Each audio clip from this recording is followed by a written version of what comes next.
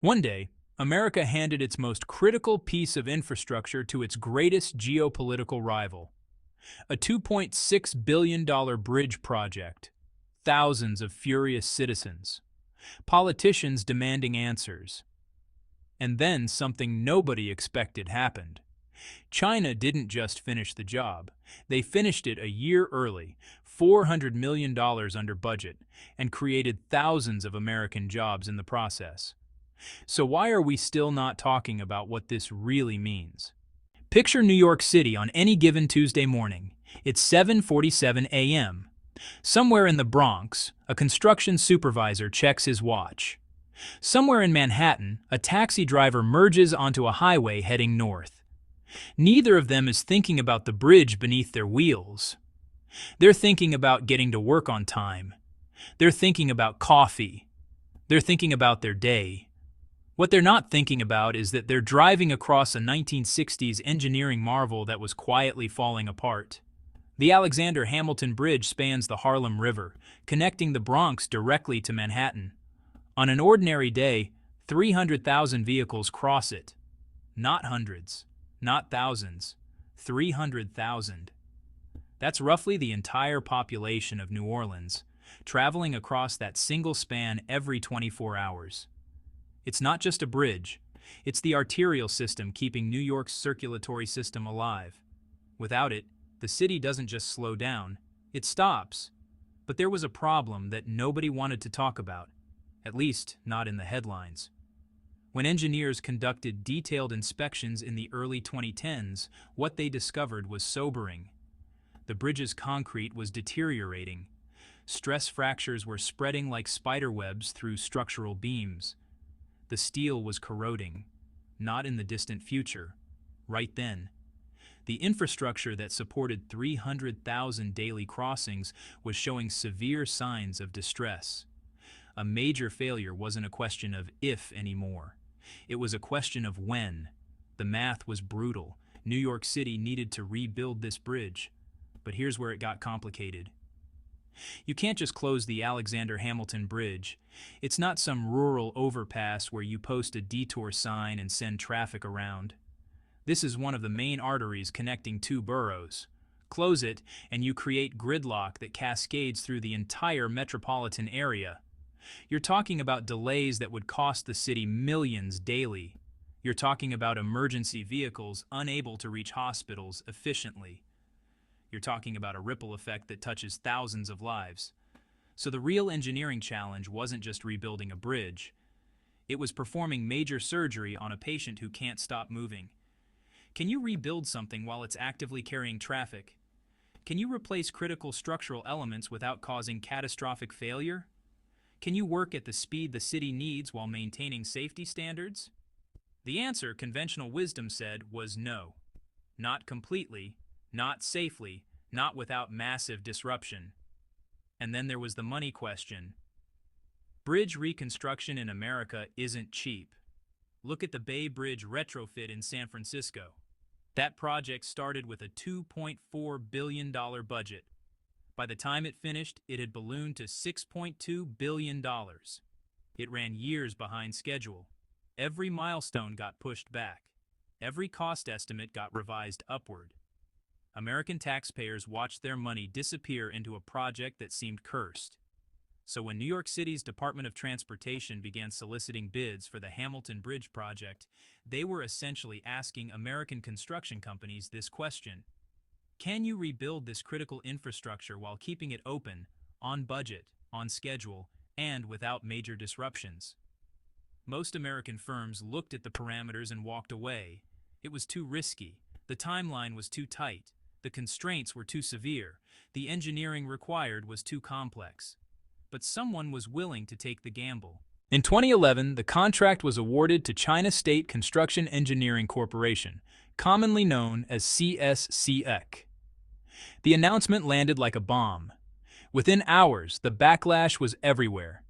Cable news networks ran panel discussions. Social media exploded. Protesters assembled with signs that read like echoes from the industrial anxiety of decades past. American jobs for American workers. Why are we trusting China? Outsourcing our future? The anger wasn't really about engineering. It was deeper than that. Americans had watched for 40 years as manufacturing jobs migrated overseas. They'd seen factories close. They'd watched entire towns hollow out. They'd been told repeatedly that globalization would lift all boats. But what many communities experienced was the opposite. Now the conversation was shifting. It wasn't just about where our clothes were made or where our electronics were assembled. Now we're talking about the physical infrastructure that holds American cities together, being constructed by a company from Beijing. The symbolism cut deep. The Alexander Hamilton Bridge is named after a founding father who literally wrote the blueprint for American economic independence. Alexander Hamilton had championed domestic manufacturing, protective tariffs, and building American capacity. Now his namesake bridge was being rebuilt by the nation that many Americans saw as the primary threat to American economic dominance. It felt like a betrayal. And then came the security arguments. News outlets ran speculation about hidden surveillance technology. Could Chinese engineers embed monitoring systems into the bridge? Could there be backdoors that would allow remote monitoring of critical American infrastructure? Some talking heads compared it to Cold War paranoia, except the difference was that the threat felt contemporary and real. China's capabilities in digital espionage were documented. Their interest in American infrastructure was known. What if this wasn't just a construction contract? What if it was something else entirely? The fear was primal. We're letting foreigners, specifically people from a country we've positioned as a rival, build something fundamental to our national security and economic function. What happens if a cyber attack targets a bridge built with their technology? What happens if we go to war with China and they shut down access to their own engineering? What if we've just handed over the keys to the kingdom? Think about how this must have felt for ordinary Americans. You're driving to work every day. You're crossing this bridge without thinking about it, the way you don't think about your own heartbeat. And then you learn that a Chinese company is redesigning the thing holding you up over a river. The psychological weight of that knowledge is hard to overestimate. Inside the engineering community, the reaction was more measured, but still skeptical.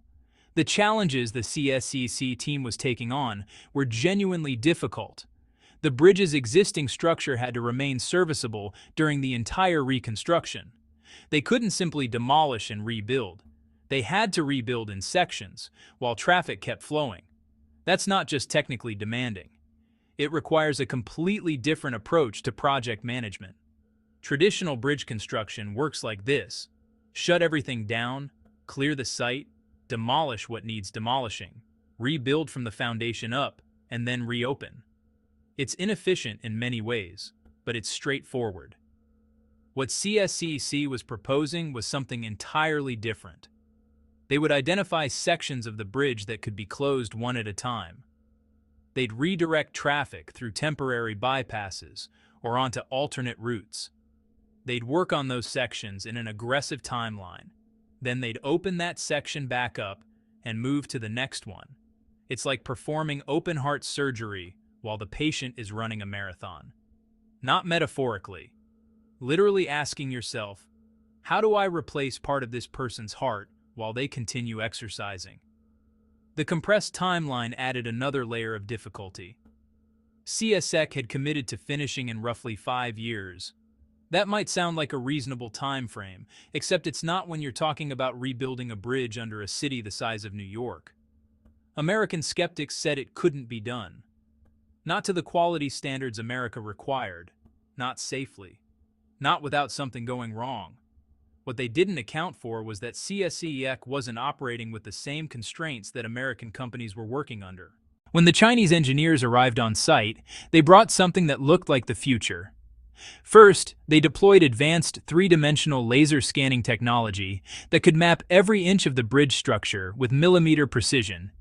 Imagine, just for a second, shining a laser across the entire bridge thousands of times per second, capturing data points that create a perfect digital replica. This wasn't about just understanding what you're looking at. This was about understanding what you're looking at a scale that humans can't see with the naked eye. These scans could reveal stress fractures before they became dangerous.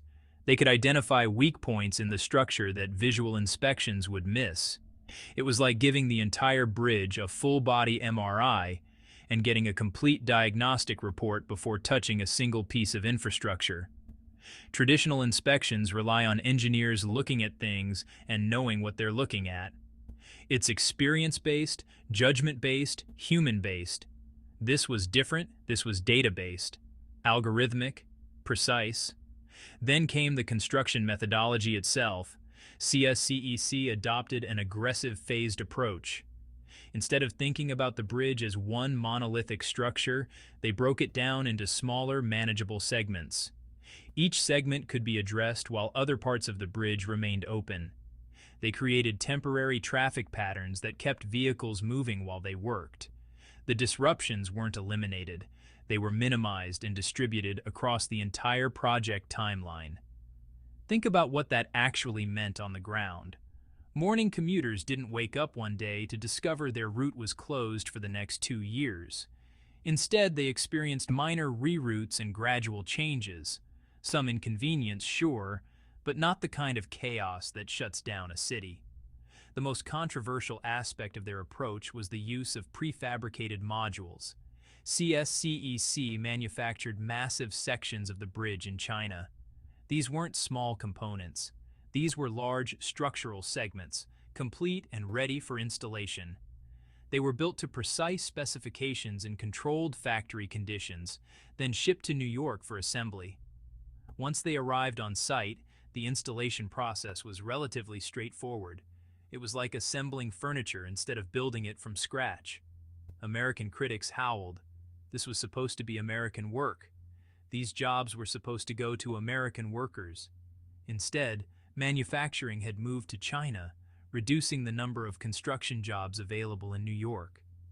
The efficiency argument, that prefabrication was faster and cheaper, didn't matter to people worried about their livelihoods. But here's what the data showed. The prefabrication approach cut labor hours by roughly 60% compared to traditional on-site construction.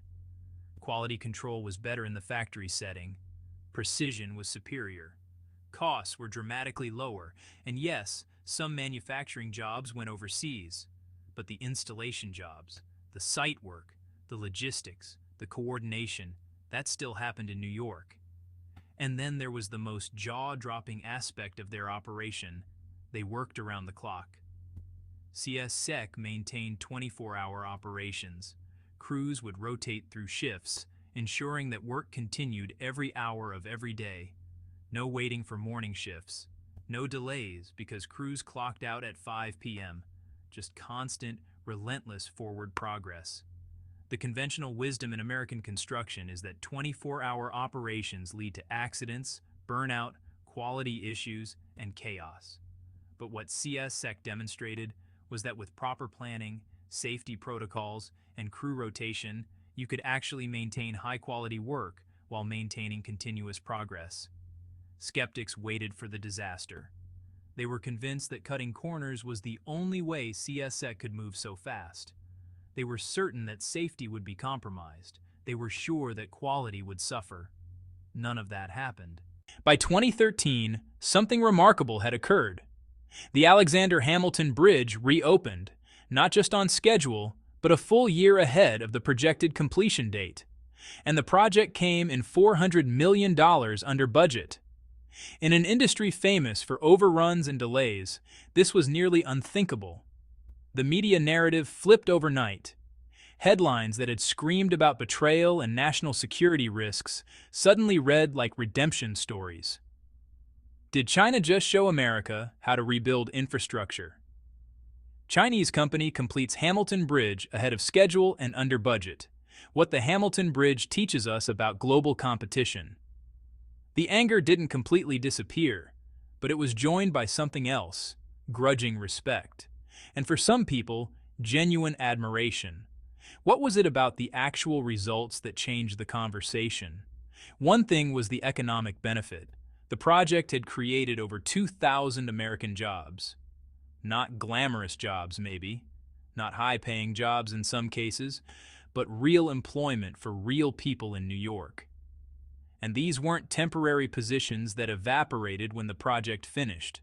Subcontractors and suppliers had been paid reliably and on time throughout the project, which meant they kept operations running and people employed. Another thing was the ripple effect. Local suppliers in New York had provided materials and services. American subcontractors had handled specialized work. The money that was spent didn't simply vanish to Beijing. It circulated through the New York economy. Suppliers paid their employees. Employees spent wages. The economic activity continued. And then there was simply the fact that it worked. For decades, Americans had been told that their infrastructure was aging and that something had to be done about it. For decades, projects had been proposed, delayed, over-budgeted, and under-delivered. The Hamilton Bridge demonstrated that it was possible to do better. It was possible to rebuild critical infrastructure faster, cheaper, and with better results than American companies had been delivering. That's a difficult reality to confront if you've been buying the narrative that American companies are always better, that American methods are superior, that trusting foreign firms is automatically risky. The results forced a recalibration. But the Hamilton Bridge wasn't an isolated incident. It was a signal of something much larger unfolding globally. Today, 1 out of every 4 of the world's largest construction companies is Chinese. That's not a majority, but it's a significant share of the global market. And China's construction firms aren't just building things in China anymore. They're operating everywhere. Through an initiative called the Belt and Road Initiative, a strategic plan announced in 2013 to invest in infrastructure across Asia, Africa, and Europe.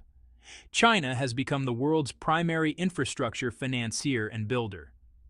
The scale is genuinely staggering. Trillions of dollars, hundreds of projects, roads, railways, ports, bridges, power plants. The physical connective tissue of global trade is increasingly being constructed by Chinese firms. Look at specific examples. The Hong Kong-Zhuhai-Macau Bridge is the longest sea-crossing bridge in the world. It stretches for 34 miles. It was completed in under a decade. In the United States, permitting a bridge of similar scale can take a decade by itself. Then add another 5 to 7 years of construction. The timeline differential is shocking. Or consider the Changsha Tower in China, a 57-story building constructed in 19 days using modular construction techniques. It seems impossible when you measure it against traditional American construction timelines. But it's not impossible. It's just a different approach, a different system, a different way of thinking about the problem. What's driving this capability? Part of it is technology. Chinese construction companies have invested heavily in automation, prefabrication, and digital planning. Part of it is labor availability. China has a massive population and construction industry experience. Part of it is capital. The Chinese government is willing to fund ambitious projects at scales that private companies can't match. But perhaps most importantly, it's organizational. Chinese firms operate with a different decision-making structure. Approval processes move faster. Project changes can be implemented quickly. Workers can be deployed rapidly. There's less bureaucracy, less fragmentation, less political gridlock slowing things down.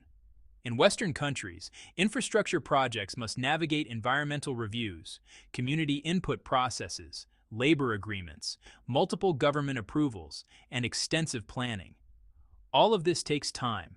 Often it's necessary. These processes exist for good reasons, but the cumulative effect is that Western infrastructure projects move slowly. Meanwhile, Chinese firms are laying concrete. The Hamilton Bridge story became a lens through which Americans could see this larger shift happening. We weren't just losing manufacturing dominance, we might be losing infrastructure dominance as well. And unlike manufacturing, infrastructure is fundamental. It's the foundation of everything else. But here's where the story gets genuinely complicated. The United States and China aren't simply rivals. They're also deeply, intricately connected. China is positioned as a strategic threat. American policy documents warn about Chinese influence in technology, in military capability, in digital infrastructure. There's real concern about becoming overly dependent on Chinese companies for critical systems. What if war breaks out? What if China uses its position to leverage geopolitical advantage? These aren't paranoid fantasies. They're based on genuine concerns about how supply chains could be weaponized. But at the same time, the United States has a problem. American infrastructure is aging. American infrastructure projects routinely come in late and over budget. American construction firms sometimes seem more skilled at cost overruns than at actual construction. And Americans need solutions.